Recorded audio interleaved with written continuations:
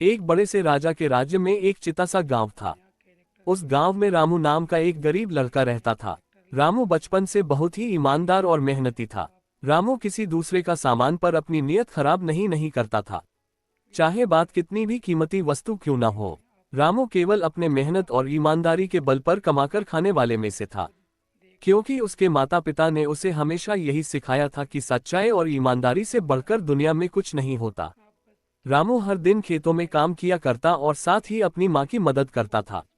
ऐसे ही उसका समय काफी अच्छे से व्यतीत हो रहा था।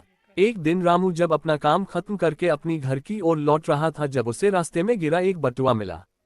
बटुआ खोलकर देखा तो उसमें बहुत सारे पैसे और कुछ बेहद महत्वपूर्ण कागजात थे।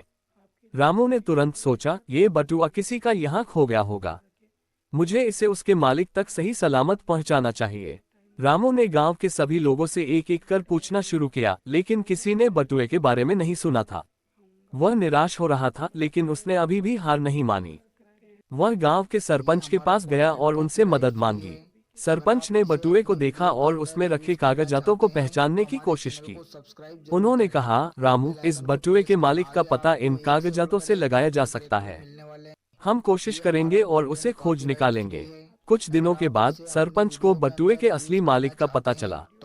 वह एक धनी व्यापारी था जो गांव के पास के शहर में रहता था। सरपंच ने रामू को उसके साथ शहर चलने के लिए कहा। वे दोनों शहर गए और व्यापारी के घर पर पहुंचे। व्यापारी ने अपने बटुए को देखकर बहुत ज्यादा खुश हुआ और कहा, ये बटुआ मेरे लिए बहुत महत्वपूर्ण है। इसमें न केवल पैसे हैं, बल्कि कुछ बेहद महत्वपूर्ण कागजात भी हैं जिनकी मुझे सख्त जरूरत थी। रामू ने मुस्कुराते हुए कहा, ये बटुआ मुझे रास्ते में मिला था और मैंने सोचा कि इसे उसके असली मालिक को लौटा दूं। व्यापारी रामू की ईमानदारी से बहुत प्रभावित हुआ।